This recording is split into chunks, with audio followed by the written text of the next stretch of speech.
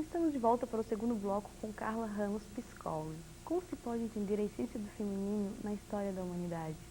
Essa pergunta é bem interessante, assim, se a gente vai estudar a história da arte, a história da humanidade, a gente vê que as mulheres, elas tiveram padrões diferentes de comportamento, tanto interno delas e quanto a questão da exigência do tempo histórico.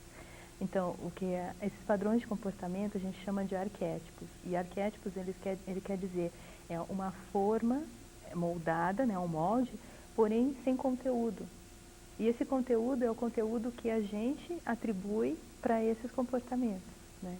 Então, se a gente for pensar na história, é muito interessante porque após a Segunda Guerra Mundial, muito pela questão da devastação dos países, né? Também da questão da pobreza que houve muito forte, as mulheres foram compelidas pela sociedade a procriarem, na ideia de terem novas pessoas, né, para a população. Então, as mulheres que estavam dentro desse arquétipo, que tinham esse arquétipo, essa motivação, esse motivo que leva à ação de serem mães, foram extremamente contempladas naquela época. Se sentiram extremamente bem, né, estavam em casa, entre aspas, né. Porém, as mulheres que quiseram não optar por filhos, elas tiveram que esperar no século, mais ou menos nos anos 60, que teve a questão da pílula anticoncepcional, que fez a questão da mulher decidir, né? Peraí, eu quero ou não quero, né? Então, essas mulheres, elas foi auxiliada mais para a questão da carreira, para o desenvolvimento pessoal e não tanto para a procriação como na época após as guerras foi necessário, né? Então eu falo muito que assim, a mulher descobrindo qual é o motivo que leva a ação dela, qual é o propósito de vida dela, ela apenas necessita ver como que adequa isso para a realidade dela, né? E não ficar assim, pô, peraí, eu sou uma pessoa que vive depois da guerra e o meu desejo não é ter filho, então eu vou ter que esperar mudar a sociedade. Não, peraí, qual é o meu desejo, o que eu quero, quais são os meus propósitos de vida e como eu posso auxiliar isso na minha vida. Quais são as deusas que participam? As deusas que participam da roda é bem interessante, assim, porque essas que eu comentei da questão dos anos 60, a gente chama de deusas virgens. Por que virgem? Virgem no sentido de não serem tocadas, né? Então, são as deusas que elas por si só bastam, né? Então, as mulheres que tinham essa deusa mais energizada na época histórica delas, elas tiveram muito problema com o social, porque os papéis fortes eram papéis permitidos naquela época.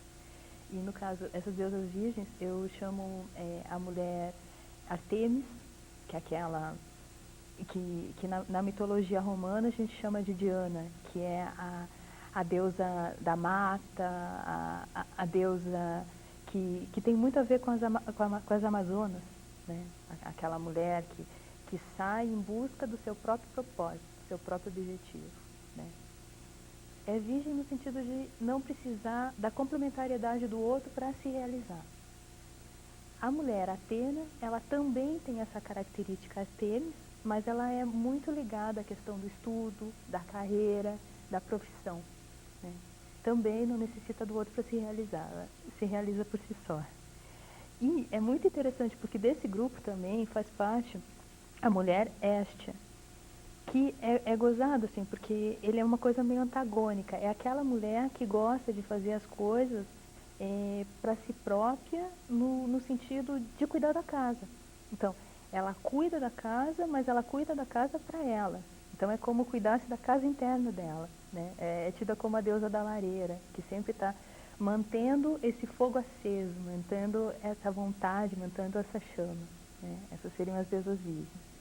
O segundo grupo, eu comento que são as deusas companheiras ou complementares. Por quê? Porque precisa ter um jogo de papel, né?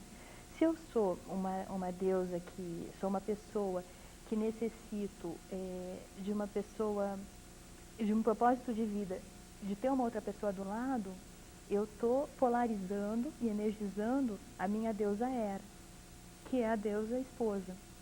Então, para que haja esposa, logo se tem o contrapapel, que é o marido, né?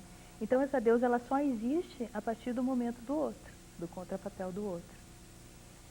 A deusa Hera, ela é muito ligada à questão do casamento e do relacionamento em si, mas do relacionamento em si sem filhos, porque ela não quer dividir essa tensão que ela tem com o marido, né? Fala muito que a Hera, ela tinha crises homéricas de ira por causa de Zeus, porque ela era apaixonada por Zeus, né? E Zeus teve filho com todo mundo da mitologia grega, né? Então, o que a Hera ela queria? Ela queria uma atenção própria dos Zeus para ela, né? Agora, se a mulher ela tem essa coisa de companheirismo, mas ela tem a questão do filho contribuindo essa relação, a gente está falando da mulher Deméter, que é a mulher que tem o desejo de ser mãe, né? Então, você pode até ver a criança que ela tem mais desenvolvido esse lado Deméter, é aquela que adora brincar de casinha, adora brincar de boneca, né? Ou contrapartida de outras que adoram brincar lá fora, de bicicleta, né? Daí você já vê a deusinha que vem vindo, né? O estilo da pessoa que vem. Então, essa deusa Deméter, ela tem todo o amor, mas ela tem o amor para dar ao filho, né? Então, nessa complementariedade, é mãe e filha, não há uma terceira pessoa, né? E o complementar do papel da mãe e da filha é a deusa Core, a deusa Perséfones, que é a questão da filha em si, né? Então, a filha também tem que ter um papel complementar à mãe, né? Então, peraí, se eu vou ser filha e não sou mãe ainda, que características que eu tenho que ainda eu não utilizei da maternidade, né? Então, é um outro papel bem distinto, né? Então tá, Carla, a gente vai para mais um break e já voltamos.